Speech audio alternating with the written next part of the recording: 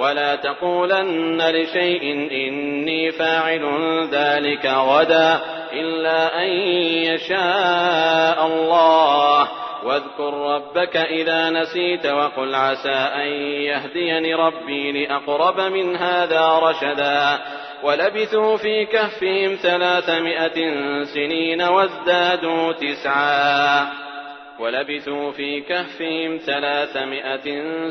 وازدادوا تسعا قل الله أعلم بما لبثوا له غيب السماوات والأرض أبصر به وأسمع ما لهم من دونه من ولي ولا يشرك في حكمه أحدا.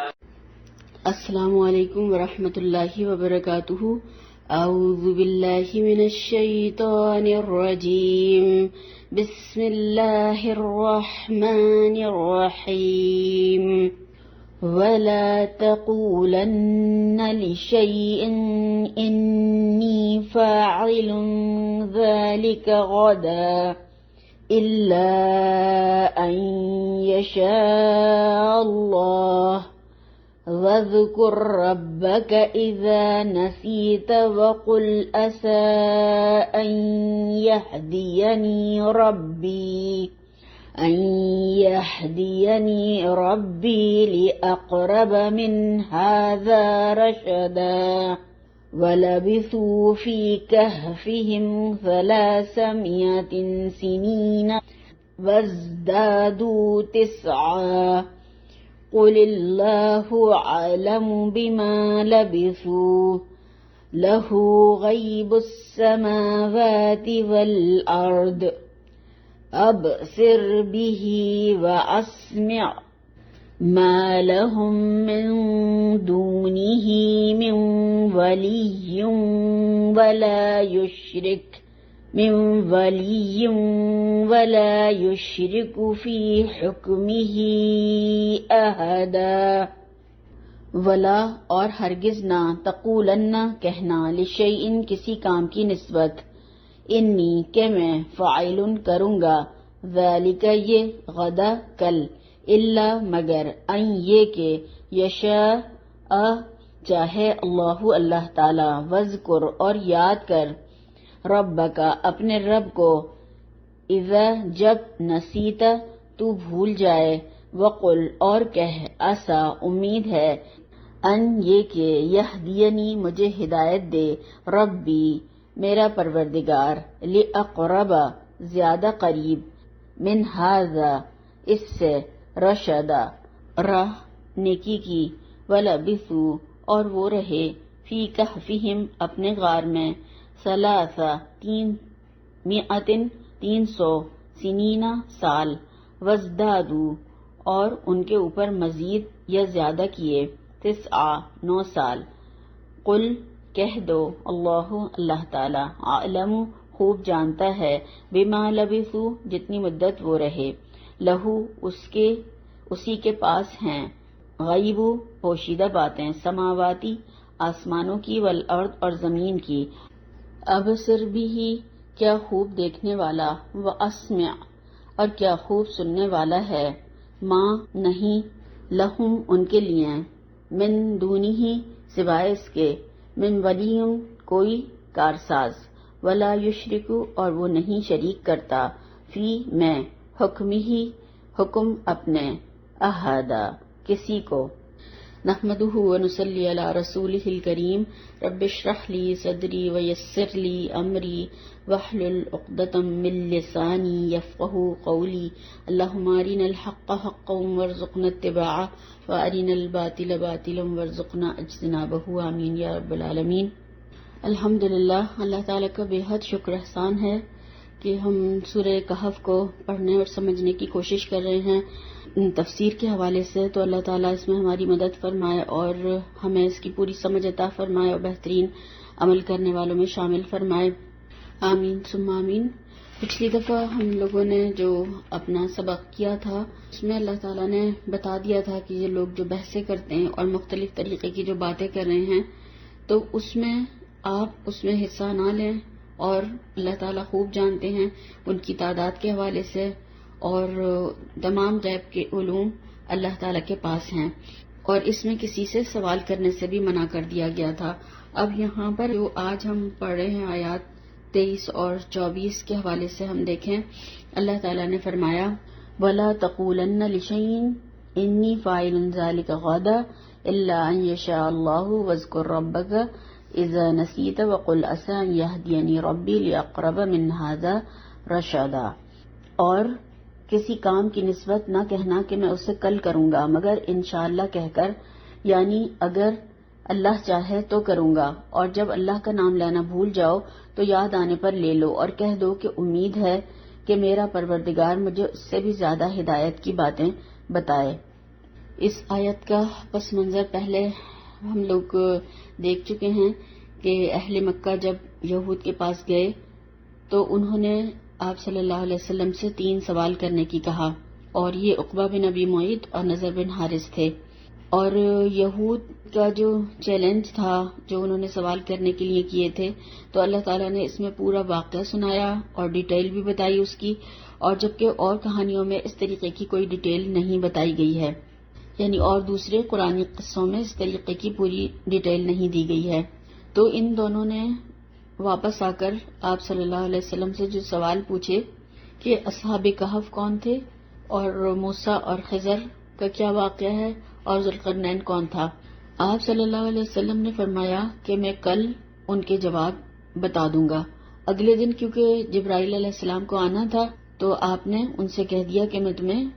جبرائیل علیہ السلام سے یعنی پوچھوں گا کل، تو کل بتا دوں گا تمہیں جواب۔ مگر کیا ہوا کہ 15 دن تک وحی نہیں آئی، اور آپ صلی اللہ علیہ وسلم انشاءاللہ کہنا بھول گئے تھے۔ تو یہاں پر تاکید کی گئی کہ جب بھی آپ کسی سے کچھ وعدہ کریں، کچھ بات کہیں، تو پھر انشاءاللہ ضرور کہیں۔ اور ان 15 دنوں میں اللہ کے نبی صلی اللہ علیہ وسلم بہت ہی زیادہ ذہنی تکلیف اور اذیت سے گزرے، اور دن بدن کفار جو ہے وہ مذاق اڑا رہے تھے کہ بڑا کہہ رہے تھے کہ کل بتا دیں گے، کل بتا دوں گا، مگر 15 دن ہو گئے اور ابھی تک آپ کچھ بھی نہیں بتا سکے۔ تو ہمارے لیے بھی اس میں یہی سبق ہے کہ جب ہم کوئی بات کہیں یا کرنا چاہیں کسی سے کہیں تو پھر ہم ضرور اس پر انشاءاللہ کہیں۔ اور یہ کہ آپ صلی اللہ علیہ وسلم کو جب قطعی طور پر منع کر دیا گیا تو ہم پھر کس طریقے سے بغیر انشاءاللہ کی کسی سے کوئی وعدہ کر سکتے ہیں، اور پھر اس کام کو کرنے کی پوری کوشش کریں، اور اگر نہیں ہوتا ہے وہ کام تو وہ پھر اس میں بھی اللہ تعالیٰ کی کوئی مرضی اور مصلحت اور مشیت کام کر رہی ہوتی ہے، مگر اپنی طرف سے انشاءاللہ کہنے کے بعد پوری کوشش کریں، اور اگر بھول جائیں تو بعد میں انشاءاللہ کہہ دیں، اور اس بات پر اپنی پر استغفار بھی کریں، اور ساتھ ہی یہ بھی کہیں کہ امید ہے کہ میرا رب اس معاملے میں مجھے صحیح رہنمائی دے گا، یعنی رب سے رہنمائی چاہیں۔ اور آج اگر دیکھیں تو کتنا ہم مسلمانوں کا رویہ اور بیہیویئر اس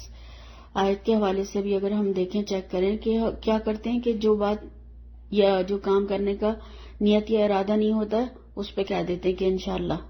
اور ٹال دیتے ہیں، یعنی ٹالنے کے لیے کہہ دیتے ہیں۔ تو اگر نیت کرنے کی نہیں ہے تو انشاءاللہ بھی نہیں کہیں، کیونکہ یہ وعدہ ہوتا ہے اللہ تعالیٰ سے، ہم کہہ رہے ہیں اللہ تعالیٰ نے چاہا تو اسی طرح سے کریں گے، تو پھر اس طرح نہ کہیں، اور انشاءاللہ صرف اسی وقت کہیں جب کام کرنے کا ارادہ ہو، ورنہ اس طرح سے بھی کہہ سکتے ہیں کہ ہاں دیکھیں گے، ہو سکتا ہے کام ہو سکتا ہے یہ کر لیں، یا دیکھتے ہیں کیا ہوتا ہے، یا پھر جو اللہ تعالیٰ چاہے گا وہی ہوگا۔ تو اس طریقے سے بھی ہم گفتگو جو ہے دوسری طرف بھی موڑ سکتے ہیں، مگر جس کو ہمیں کرنا نہ ہو اس پہ کبھی بھی پھر انشاءاللہ نہ کہیں، ورنہ پھر یہ ہم اپنے اس عمل سے انشاءاللہ کوئی بدنام کر دیتے، کیونکہ بہت سے لوگ سمجھتے ہیں کہ جس کام یا جس بات پر اگر انشاءاللہ کہہ دیا تو اب یہ ہونے والا ہی نہیں ہے۔ تو اس کو بھی پھر ہمیں درست کرنے کی ضرورت ہے کہ اس سنت کو بھی زندہ کریں کہ جو کام ہمیں کرنا ہے اور پھر اسی پر ہم انشاءاللہ کہیں، اور جو نہیں کرنا ہے اس پر ہم پھر انشاءاللہ بھی نہ کہیں۔ ابن عباس رضی اللہ تعالی عنہ کا قول ہے کہ قسم کھانے والے کے بارے میں فرماتے ہیں کہ وہ انشاءاللہ کہہ سکتا ہے گو کہ سال گزر جائے، یعنی دلیل میں پھر وہ یہی آیت پیش کیا کرتے تھے کہ مطلب یہ ہے کہ اگر کوئی انشاءاللہ کہنا بھول جائے تو جب بھی اسے یاد آئے تو وہ انشاءاللہ کہہ دے، اگرچہ کتنی ہی مدت گزر چکی ہو۔ اور بہت سے لوگ جو ہیں وہ انشاءاللہ ملا کر لکھتے ہیں، وہ بھی غلط ہے، ان الگ ہے اور شاء اللہ الگ ہے، اور اس کے معنی ورنہ بدل جاتے ہیں، اگر ہم ملا کر لکھتے ہیں مطلب ہی غلط ہو جاتا ہے۔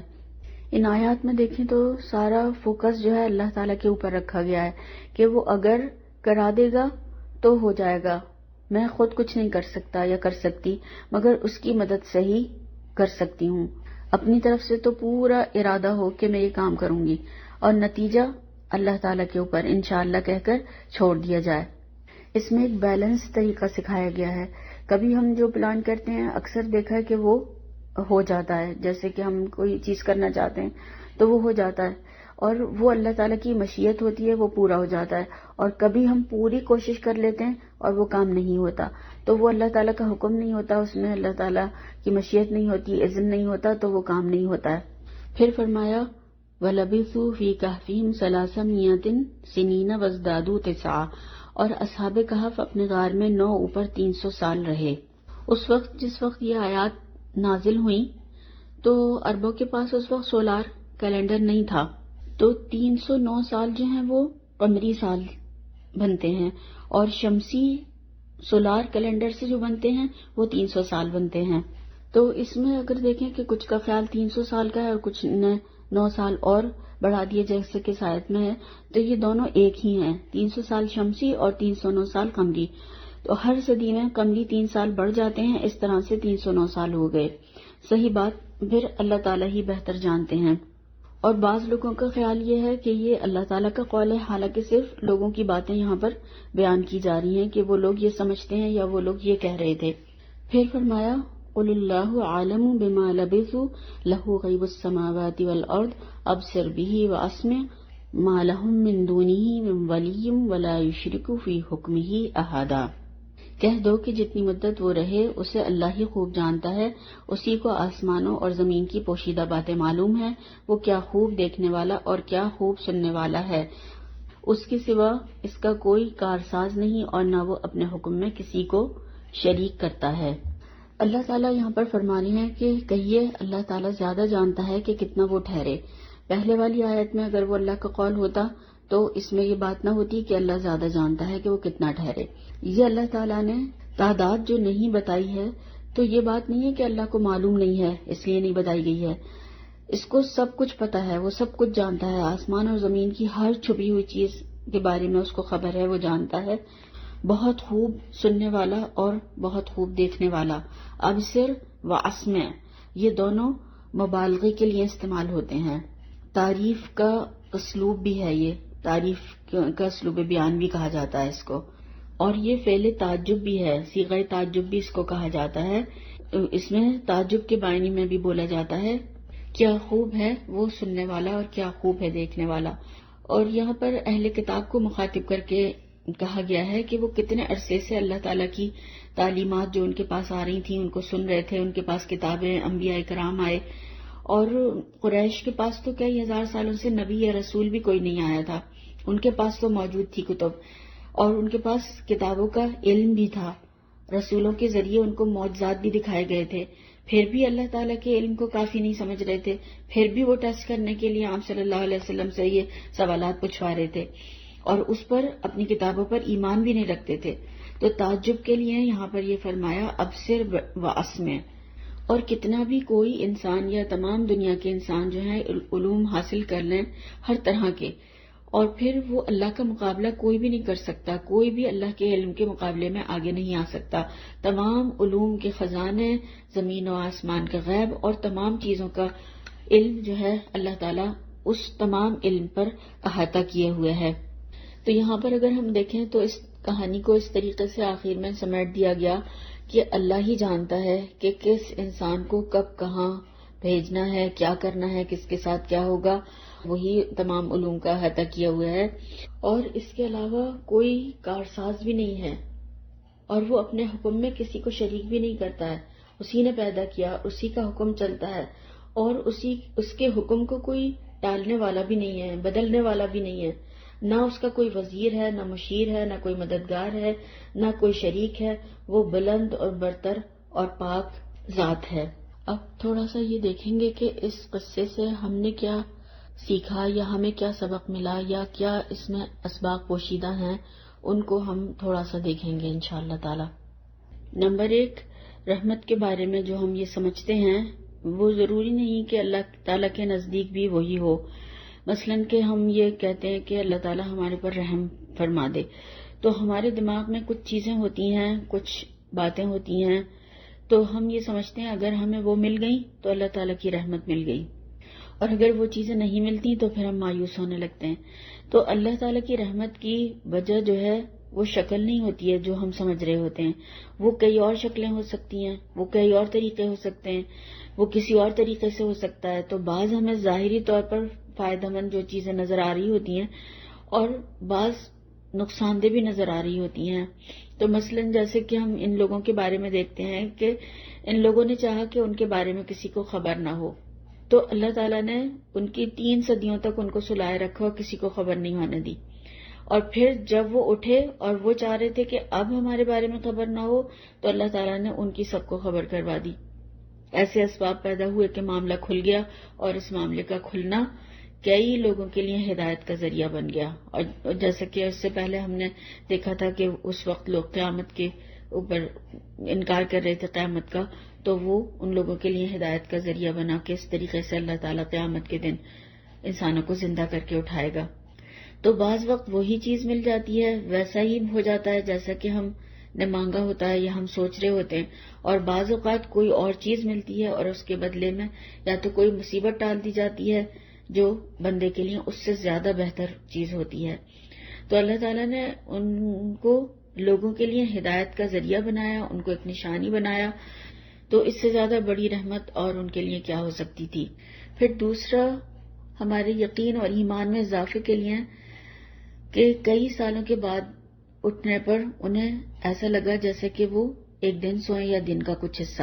اس حالت میں ٹھہرے ہیں یا نیند میں رہے ہیں یا سوئے ہیں. تو قیامت کے دن بھی لوگوں کو یہی محسوس ہوگا کہ دنیا میں ہم ایک دن یا اس کا کچھ حصہ یعنی چند پہر رہ کر آئے ہیں یا گزار کر آئے ہیں. پھر تیسرا جو ہے سبق اس میں کہ اللہ تعالیٰ کی ان پر کیسی خاص رحمت تھی اور وہ کیسا قدردان ہے کہ انہوں نے اللہ کی خاطر ایک قربانی کی، اور کس طرح سے اللہ تعالیٰ نے ان کو رہتی دنیا تک کے لیے یادگار، ایک مثال اور ایک نشانی بنا دیا، اور اس کتاب میں ان کا ذکر کیا جو قیامت تک پڑھی جائے گی. اور ان سے اور بہت سے اور لوگ پڑھ کر متاثر ہوتے ہیں جو قیامت تک پڑھتے رہیں گے قرآن، اور ان کے طریقے پر نیکی کے کاموں کو آگے بڑھائیں گے یا وہ یہی نیکی کا کام کریں گے، تو وہ ان کے لیے پھر صدقہ جاریہ بن جائیں گے. وہ ایک اجر کا حصہ ان کو بھی پہنچتا رہے گا. تو ہم اللہ تعالیٰ کی راہ میں دیکھیں کہ اپنے آپ سے ہم سب سوال کر سکتے ہیں، سوچ سکتے ہیں کہ ہم کیا قربانی کرتے ہیں یا کوئی قربانی کرنا چاہتے ہیں یا نہیں کرنا چاہتے، اور ہم نے اس سے کیا سبق حاصل کیا. پھر چوتھی چیز یہ ہے کہ عام جو کتابیں ہیں اس میں جو قصے کہانیاں بیان ہوتی ہیں وہ محض وقت گزاری کا ذریعہ ہوتی ہیں، ایک وقت پاس کرنا ہوتا ہے، ایک ٹائم پاس کر رہے ہوتے ہیں. جبکہ قرآن میں جو قصے بیان کیے گئے ہیں وہ لوگوں کی ہدایت کا ذریعہ بنتے ہیں.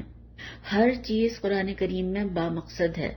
اور ہمارا بھی پھر امتحان یہ ہے کہ ہم اپنے وقت کا، صلاحیتوں کا کس طریقے سے احسن طریقے سے استعمال کرتے ہیں. پھر پانچواں اس میں سبق یہ دیکھیں کہ اس قصے کے بارے میں بہت ساری رنگ رنگ کی یعنی بہت مختلف داستانیں جو ہیں وہ مشہور ہیں، اور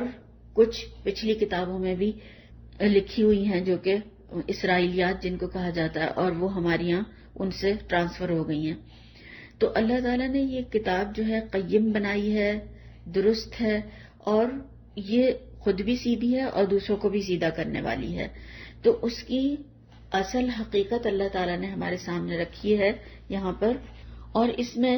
اصل نصیحت، عبرت کا پہلو اجاگر کیا گیا ہے، اور غیر ضروری تفصیلات کو بالکل چھوڑ دیا گیا ہے کہ ان پر بات ہی نہ کرو، ان پر بحث ہی نہ کرو، اس کے بارے میں بھی کسی سے مت پوچھو. کیوں نہیں پوچھو؟ کہ اس سے کچھ ہمارے عمل میں کچھ فائدہ نہیں ہوگا، ہمارے عمل میں کوئی اضافہ نہیں ہوگا، نہ ہمیں کچھ اس سے فائدہ حاصل ہوگا. تو اس لیے ایسی باتوں کے پیچھے ہی مت پڑو، ایسے کام مت کرو، ایسی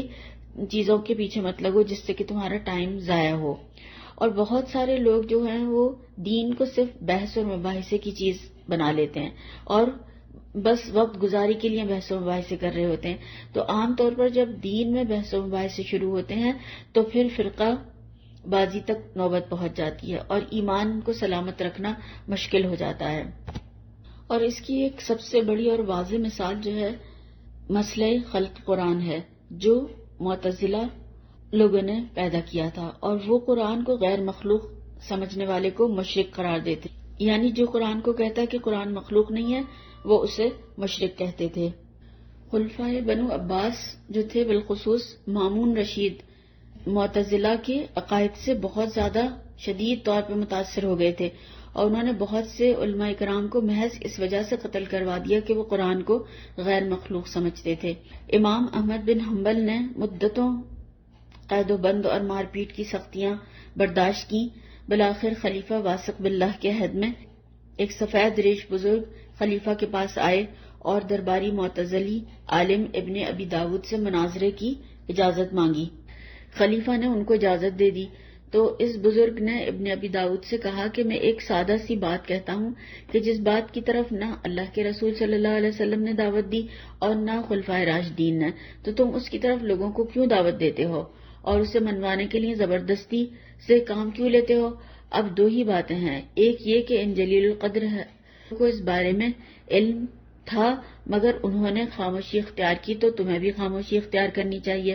اور اگر تم کہتے ہو کہ ان کو علم نہ تھا تو ایک گستاخ ابن گستاخ ذرا سوچ، جس بات کا علم نہ اللہ کے رسول صلی اللہ علیہ وسلم کو تھا نہ خلفائے راشدین کو تھا، تو تمہیں کیسے اس کا علم ہو گیا؟ ابن ابی داود سے اس کا کچھ جواب نہ بن پڑا۔ واثق باللہ وہاں سے اٹھ کر چلا گیا اور دوسرے کمرے میں جا کر وہ زبان سے بار بار یہی فقرہ دہرا رہا تھا کہ جس بات کا علم نہ اللہ کے رسول صلی اللہ علیہ وسلم کو ہوا اور نہ خلفائے راشدین کو ہوا، اس کا تجھے کیسے علم ہو گیا؟ مجلس برخاست کر دی گئی اور خلیفہ نے اس بزرگ کو عزت و احترام سے رخصت کیا، اور اس کے بعد امام احمد بن حنبل پر بھی سختیاں بند کر دی گئیں اور حالات کا پانسا پلٹ گیا، اور آہستہ آہستہ مسئلہ خلق قرآن کا فتنہ جس نے بے شمار مسلمانوں کو ناحق ان کی جان لے لی تھی وہ ختم ہو گیا۔ اور وہ اس لیے قرآن کو مخلوق ثابت کرنے پر اتنا زور تھا اور سختیاں برداشت کرنی پڑی کہ اگر قرآن کو مخلوق کہہ دیا جاتا تو مخلوق تو مرتی بھی ہے، مخلوق میں تو چینج بھی ہو سکتا ہے، مخلوق تو ختم ہو سکتی ہے، مخلوق میں تو کچھ بھی ہو سکتا ہے، تو اسی طرح سے پھر قرآن میں بھی وہ کچھ نہ کچھ چینج، بدل، تبدیلی یا انحراف جو بھی کچھ کر سکتے تھے۔ تو اس لیے اس وقت کے علماء کرام جو تھے اس بات پر ڈٹ گئے، انہوں نے اس کا انکار کیا اور آخر کو اللہ تعالیٰ نے پھر اس فتنے کو ختم کروا دیا۔ اور ایک دفعہ اور اسی طرح سے ایک بحث چھڑی کہ براق حلال ہے کہ حرام ہے۔ اب براق کے حلال اور حرام سے عمل کا کیا تعلق ہے؟ یا وہ براق دوبارہ آئے گا یا پھر وہ کسی کو کھلایا جا رہا ہے، کسی کو کھانا ہے وہ، تو اس کے لیے اس پہ بحثیں کریں، یعنی بلا وجہ کی لائنی بحثیں جو ہیں وہ کس طریقے سے انسان کو جب کچھ کام نہیں ہوتا وہ تو پھر اسی طرح کے بحثوں مباحثوں میں پڑ جاتا ہے اور پھر انسان دین سے بھی نکل جاتا ہے۔ تو اس طرح یہ سمجھایا گیا کہ جن معاملات کا تعلق ہماری عملی زندگی سے نہ ہو اس میں بحث و مباحثہ کرنا درست نہیں ہے، اس بات کو اللہ کے حوالے کر دینا چاہیے، چھوڑ دینا چاہیے اور اس پہ کوئی کلام بھی نہیں کرنا چاہیے، اور جس چیز کا علم ہی نہ ہو تو پھر اس پہ کیسے انسان بات کر سکتا ہے۔ اور اس میں یہ بھی جو بتایا گیا ہے، چھٹا سبق اگر ہم دیکھیں کہ خواہ تعداد کا معاملہ ہو، خواہ ان کے غار میں رہنے کی بات ہو، خواہ ان کے کتے کی بات ہو، خواہ کسی چیز کے یعنی کسی طرح سے کچھ غیر متعلقہ جو چیزیں ہوں، تو قرآن نے ان سب پر بات کرنے، ان پر سوال کرنے، ان پر بحث کرنے سے قطعی طور پر یکسر طور پر منع کر دیا ہے کہ اس طریقے کی باتوں میں نہ پڑا جائے۔ پھر ایک سبق جو ہے یہ بھی ہے اس میں کہ صحبت کا اثر انسان پر لازمی ہوتا ہے، جیسی کمپنی ہوتی ہے انسان ویسا ہی اس پر رنگ چڑھ جاتا ہے اور ویسا ہی ہوتا چلا جاتا ہے۔ ان لوگوں نے سچائی کا راستہ اختیار کیا اور ملتے چلے گئے آپس میں، اور پھر انہوں نے جو ساری راحتیں اور ہر چیز اپنی قربان کر دی تو پھر اللہ تعالیٰ نے ان کو اپنی رحمت سے نوازا اور یہ ایک طریقے سے بارش کا پہلا قطرہ بنے، اور چند ہی سالوں میں دیکھیں کہ دوبارہ سے جب سو کر اٹھے ہیں تو پھر وہ دین بھی بدل گیا، بادشاہ بھی بدل گیا، قوم بھی اسلام قبول کر چکی تھی اور سارے جو تھے وہ یکسر اللہ تعالیٰ نے سب کچھ چینج کر دیا۔ جب کوئی اللہ کی راہ میں قربانی دیتا ہے تو یہ ضروری نہیں کہ مقصد جو ہے وہ پا لے یا اس کا صلہ اسے اسی زندگی میں مل جائے، بلکہ کبھی کبھی وہ دوسروں کے لیے بھی مثال بن جاتا ہے، اور کبھی مرنے کے بعد میں بھی انسان کی وہ مشن اس کا یا وہ مقصد اس کا مکمل ہوتا ہے۔ تو یہی ہے کہ ہم کام کرتے چلے جائیں، کیا پتہ کوئی ہمارے دنیا سے جانے کے بعد اس کو سنے اور اس کی زندگی بدل جائے، جیسے کہ اصحاب کہف کا 300 سال کے بعد میں ان کا مشن کامیاب ہوا۔ پھر جو ایک اور اس میں چیز ہے وہ دعا کی بہت زیادہ اہمیت ہے، اور یہی ہمیں اس میں محسوس ہوتی ہے کہ انہوں نے ہر موقع پر اللہ تعالیٰ سے دعا مانگی، اور اس وقت بات مانی جب دوسرے نہیں مان رہے تھے، کوئی بھی یعنی ان کے سامنے کوئی مثال ہی نہیں تھی، کوئی ایگزامپل نہیں تھی ان کے سامنے کہ وہ کیسے کرنا ہے، کیا کرنا ہے، کہاں جانا ہے۔ جب انہوں نے اللہ تعالیٰ کی خاطر قربانی دی تو اللہ تعالیٰ نے ان کے لیے یعنی فزیکل جو لاز ہیں، قوانین، ان کو بھی بدل دیا، وہ چینج کر دیے، تمام کائنات نے ان کا ساتھ دیا اور ان کے مشن کی تکمیل کے لیے۔ پھر ایک اور بات جو ہے اس میں یہ ہے کہ جب بات کریں تو دلیل سے بات کریں۔ ان کے یقین کی اور اعتماد کی جو بڑی وجہ ہمیں پتہ چلتی ہے، اللہ تعالیٰ کی وحدانیت پر ان کے پاس دلیل تھی اور اس پر پوری طرح سے وہ جمے ہوئے تھے، اور ان کو شرک ذرا بھی متاثر نہ کر سکا، کیونکہ شرک کی کوئی دلیل ہی نہیں ہے کائنات میں، اور توحید کی دلائل موجود ہیں کائنات میں۔ تو جو سب کر رہے ہیں وہ ہم بھی کریں، یہ نہیں ہو سکتا، بلکہ دلیل کے ساتھ بات ہو اور صحیح ہو تو وہ مانی جا سکتی ہے، اور جو چیز قرآن اور سنت کے مطابق ہو تو قرآن اور سنت ہی دلیل ہے ہمارے لیے، وہی کرنا ہے، چاہے پھر اس کو ساری دنیا کر رہی ہو یا پھر ساری دنیا اس کی مخالفت کرے تو وہ کام نہیں کرنا، بلکہ اس کو چھوڑ دینا ہے،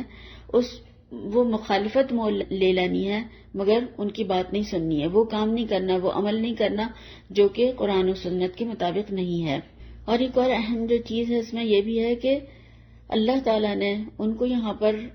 نوجوان کہا ہے، اور پھر ان کو رشد اور ہدایت اللہ تعالیٰ نے اس میں بڑھایا، ترقی کی، ان کو ہدایت دی، اور ابراہیم علیہ السلام کے لیے بھی ہم یہی الفاظ قرآن میں پڑھتے ہیں۔ تو ضروری نہیں ہے کہ انسان کی سمجھ بوجھ جو ہے وہ بڑی عمر میں جا کے ہی وہ بہت زیادہ سمجھدار ہو، وہ ینگ ایج میں یا چھوٹی ایج میں یا کم عمر میں بھی وہ اللہ تعالیٰ اس کو رشد عطا فرما سکتے ہیں، مگر ضرورت کس چیز کی ہے کہ جب وہ اس کے اندر طلب اور تڑپ ہو، یعنی جب وہ خود سیریس ہو، سنجیدہ ہو، اور وہ اس کو چاہتا ہو کہ اسے رشد اور ہدایت ملے، تو پھر اللہ تعالیٰ وہ اس کو عطا فرما دیتے ہیں، چاہے وہ پھر چھوٹی عمر ہی کیوں نہ ہو۔ اور پھر ایک اور جو چیز ہے وہ ہمارے عمل کے لیے ہے کہ انہوں نے اللہ تعالیٰ کے لیے اپنی بہترین عمر لگائی، نوجوانی کی عمر لگائی، ینگ ایج جو تھی اس کی عمر لگائی، کہ وہ اللہ تعالیٰ کو انہوں نے ایک طریقے سے اپنی وہ عمر دی۔ اور ہم کون سی عمر دیتے ہیں اللہ تعالیٰ کو؟ بڑھاپے کی، ناکارہ، جب بوڑھے ہو جائیں گے جب کر لیں گے، دین پر عمل چھوڑتے رہتے ہیں اور کرتے رہتے ہیں، ابھی تو جوان ہے، ابھی کون سا مرنا ہے، جب پتہ ہے کہ ہاں اب انسان جو ہے دنیا سے جانے والا ہے، پھر اللہ کی فرمانبرداری کر لے، تو ابھی بھی نہیں کرے گا تو کب کرے گا، وہ تو اسے کرنی ہے۔ تو ہم کیا کرتے ہیں؟ بدترین دیتے ہیں اللہ تعالیٰ کو، اور بہترین ریوارڈ، اس کا بہترین اجر اور بہترین جنت چاہتے ہیں، تو پھر ہم جو دیں گے پھر کیا ویسا ملنا انصاف کے خلاف ہے؟ تو پھر خود ہی ہم اس بارے میں فیصلہ کر سکتے ہیں۔ پھر ایک اور چیز جو ہے وہ پورے معاشرے سے اکٹھے ہوئے تھے، پوری قوم میں سے وہ چند لوگ نکلے تھے، اور ان کو ان کی سوچ نے اکٹھا کیا تھا، ان کے ایمان نے اکٹھا کیا تھا ان کو۔ اگر سوچ اچھی ہے تو پھر ویسے ہی انسان کو ساتھی اور دوست ملتے چلے جاتے ہیں، اور پھر اس کے لیے دعا بھی کرنی چاہیے کہ اللہ تعالیٰ جلیسن صالحہ کے اچھی صحبت عطا فرما۔ اور ایک اور جو چیز ہے وہ یہ ہے کہ اللہ تعالیٰ نے اصحاب کہف کو جو 300 سال تک سلا کر رکھا، تو مومن جو ہے وہ اس میں شک نہیں کرتا ہے کہ 300 سال کیسے ایک انسان سویا رہ سکتا ہے، کیونکہ اس کا ایمان ہے کہ اللہ تعالیٰ خلاف حقیقت یا خلاف واقع کوئی بھی کام کر سکتا ہے۔ تو اللہ تعالیٰ سے بڑھ کر سچی بات جو اللہ تعالیٰ نے یہاں پر بتائی ہے اور کس کی ہوگی؟ تو ایک شخص جو 3 صدیاں سوتا رہا، کوئی بھی شخص، اور پھر واپس اٹھ کر اپنی جگہ سے اسی طرح سے صحیح سالم، اسی طرح سے کپڑے، چیزیں، اس کا جسم پورا سب صحیح سلامت اٹھ کر کھڑا ہو جائے اور چلنے لگے، تو انسان سوچتا ہے کہ ایسا کیسے ہوا ہوگا۔ تو ایک یوسف علی جو ہیں، انگلش انہوں نے ٹرانسلیشن کیا تھا قرآن کا، تو انہوں نے اپنی رائے کا اظہار اس طرح سے کیا ہے کہ ان کی آنکھیں جو تھیں وہ کھلی ہوئی تھیں اصحاب کہف کی. جیسے کہ بعض لوگ جب سو رہے ہوتے ہیں تو آدھی آدھی آنکھیں کھلی رہ جاتی ہیں، گہری نیند میں ہوتے ہیں. ایسے سونے کو سائنٹسٹ جو ہیں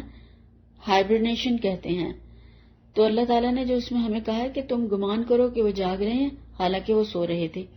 تو اس کے علاوہ جب ہم سوتے ہیں تو ہمارے سونے کے جو ہیں وہ کئی مراحل ہوتے ہیں. بتایا گیا ہے سائنس کے ذریعے سے کہ جتنی گہری نیند ہوتی جاتی ہے اتنا ہی ہمارا سانس، ہمارا بلڈ پریشر اور ہمارے دل کی دھڑکنیں اس کی رفتار کم ہوتی چلی جاتی ہے، بہت ہی دھیمی ہو جاتی ہے.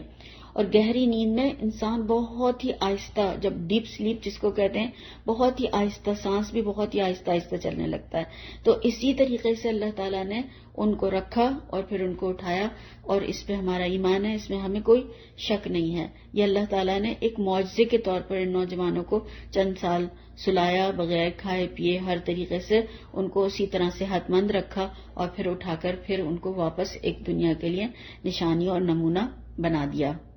پھر ایک اور چیز جو اس کے بارے میں اس کو پڑھتے ہوئے جب سوچ رہی تھی، میرے ذہن میں یہ بات آ رہی تھی کہ عیسیٰ علیہ السلام کے حالات ہم دیکھیں کہ اتنے سخت تھے کہ ان کو قتل کے در پہ تھے لوگ، تو انہیں اللہ تعالیٰ نے آسمان پر اٹھا لیا. اور ہر نبی نے ہجرت کی ہے، اور ان کی ہجرت دیکھیں عیسیٰ علیہ السلام کی دنیا سے آسمان کی طرف تھی، اور ان کو اللہ نے روح اور جسم سمیت وہاں پر اٹھایا. اور قیامت کے قریب جس طرح سے کہ یہ واپس آئیں گے اور آ کر شریعت محمدی صلی اللہ علیہ وسلم کو ہی نافذ کریں گے، یعنی نبی کی حیثیت سے نہیں آئیں گے بلکہ ایک امتی کی حیثیت سے آئیں گے اور دنیا میں عدل و انصاف قائم کریں گے. تو اس میں ایک اشارہ یہ بھی ہے کہ 3 صدیوں کے بعد کچھ لوگ اٹھائے جا سکتے ہیں، صحیح سالم ہو سکتے ہیں، وہ بالکل اسی طرح سے جیسے کہ وہ سوئے تھے، اور ایسا لگتا ہے جیسے کہ ایک پہر یا کچھ دیر وہ صبح کا یا شام کا پہر سوئے ہیں. تو عیسیٰ علیہ السلام جو اللہ تعالیٰ نے روح اور جسم سمیت جن کو اٹھایا ہے، اور صدیوں کتنے سالوں سے وہ اللہ تعالیٰ کے پاس ہیں، اور پھر اللہ تعالیٰ جب چاہے گا قیامت سے پہلے ان کو کیوں نہیں بھیج سکتا، ان کو اسی طرح سے کیوں نہیں دنیا میں لا سکتا. تو یہ اس کے لیے ایک دلیل بھی ہے. اور اللہ تعالیٰ نے ان کو، جیسے کہ آپ صلی اللہ علیہ وسلم نے بھی معراج کے موقع پر ان سے ملاقات ہوئی تھی، آسمانوں پر ہیں وہ، تو وہ آسمان پر اٹھایا ہوا ہے، اور وہ پھر واپس آئیں گے اور اس طریقے سے دنیا میں آ کر پھر وہ عدل و انصاف سے کام لیں گے اور پھر اس طریقے سے دجال کو ختم کریں گے. تو اس میں ان کے آنے کی طرف بھی اشارہ ہے، اور یہ بھی ایمان کا حصہ ہے کہ قیامت سے پہلے حالات جو اتنے زیادہ فتنے والے ہوں گے، دجال جو ہے فتنہ عظیم برپا ہو چکا ہوگا دجال کا، اور اس کے لیے بھی یہ صورت پھر ہمارے لیے پڑھیں گے ہم تو کافی ہو جائے گی انشاءاللہ تعالی. تو ہم نے اس کو اچھی طرح سمجھ لیا کہ جو بیکار کی باتیں، غلط باتیں، جھوٹی باتیں، بیکار کی بحثیں، ان میں پڑھنے کی کوئی ضرورت نہیں ہے، اور بیکار کی چیزوں میں کوئی حصہ نہ لیں. شر کو کم کریں، خیر کو پھیلائیں، خیر کے دائی ہوں اور شر کو ختم کرنے والے ہوں. نہ خود پریشان ہوں، نہ خود ہولیں، نہ دوسروں کو پریشان کریں، نہ دوسروں کو بیکار کی باتوں میں ملوث کریں. اور پھر جیسے کہ اصحاب کہف جو تھے مشکلات سے گزرے، مگر انہوں نے اللہ تعالیٰ پر بھروسہ کیا اور اسی کے بھروسے پر انہوں نے قدم اٹھایا، تو اللہ تعالیٰ نے ان کے لیے کتنے اسباب مہیا فرمائے، اور دور تک کوئی بھی سبب، کوئی چیز ایسی نظر نہیں آتی تھی کہ وہ بچ جائیں گے، اور اللہ تعالیٰ نے کس طرح سے ان کو بچایا. تو آج اگر ہم دیکھیں کہ ہم جو ہیں انفارمیشن کی ایک بہت بڑی، یعنی اوور لوڈڈ ہیں ہم انفارمیشن سے، اور پھر اس وقت اللہ تعالیٰ سے ہمیں رو رو کر دعائیں کرنی ہیں کہ اللہ تعالیٰ ہمیں ہدایت کا سیدھا راستہ دکھا دے. اور آج اگر ہم دیکھیں بہت سارے لوگ جو ٹی وی کے ذریعے سے ہدایت پانا چاہتے ہیں وہ کنفیوز ہو جاتے ہیں، وہ نہ دین کے رہتے ہیں نہ دنیا کے رہتے ہیں، صحیح انفارمیشن ان کو نہیں ملتی ہے وہاں سے. دین جو ہے وہ ٹی وی سے اور ڈراموں سے نہیں سیکھا جا سکتا، بلکہ اللہ تعالیٰ سے ہدایت کی دعا کرنی ہے، اس قرآن کریم کو تھامنا ہے، اور پھر کہ اللہ تعالیٰ ہمیں حق دکھا دے اور ہدایت کے راستے پر چلا دے. ایک دعا جو ہے وہ صحیح مسلم میں ہے، اور اختلافات میں حق پر ثابت قدم رہنے کے لیے، کہ اللہم رب جبرائیل و میکائیل و اسرافیل فاطر السماوات والارض عالم الغیب والشہادۃ انت تحکم بین عبادک فیما کانوا فیہ یختلفون اہدنی لما اختلف فیہ من الحق باذنک انک تہدی من تشاء الی صراط مستقیم۔ اے اللہ، جبرائیل اور میکائیل اور اسرافیل کے پروردگار، آسمان اور زمین کے پیدا کرنے والے، غیب اور حاضر کے جاننے والے، تو ہی اپنے بندوں کے درمیان اس چیز کا فیصلہ کرے گا جس میں وہ اختلاف کرتے رہے تھے۔ مجھے اپنے حکم کے ساتھ حق کی ان باتوں میں ہدایت دے جس میں اختلاف ہو گیا ہے، یقیناً تو ہی جسے چاہے صراط مستقیم کی طرف ہدایت دیتا ہے۔ بے شک، آمین۔ اللہ تعالی ہمیں بھی اسی راستے پر قائم رکھے، انشاءاللہ، آمین ثم آمین۔ تو اللہ تعالیٰ سے ہم دعا کرتے ہیں کہ جو اصحاب کہف کی ہم نے کہانی پڑھی ہے تو اللہ تعالیٰ ہمیں اس کی پوری طرح سے سمجھ آ جائے اور اس کو ہماری زندگیوں کا حصہ بنا دے، اور جو ہمت، قوت، طاقت اور استقامت اصحاب کہف کے اندر تھی نیکیوں پر جمنے کی اور اللہ کے راستے میں اٹھ کھڑے ہونے کی اور چلنے کی، قربانیاں دینے کی، تو اللہ تعالیٰ وہ ہمارے اندر پیدا فرما دے، اور ہمیں ایسے ہی دوست اور صالح صحبت ہمیں، ہمارے بچوں کو اور ہمارے آئندہ نسلوں کو بھی عطا فرما، اور کہ ہم نیکیوں پر ثابت قدم رہیں اور انشاءاللہ تعالیٰ آگے سے آگے بڑھتے چلے جائیں، اور اللہ تعالیٰ اس چیز کو جو غلطی اور کمی ہو جائے اللہ تعالیٰ معاف فرما دے اور صحیح کر کے قبول فرما لے۔ سبحانک اللہم و بحمدک، اشہد ان لا الہ الا انت، استغفرک و اتوب الیک۔ السلام علیکم ورحمۃ اللہ وبرکاتہ۔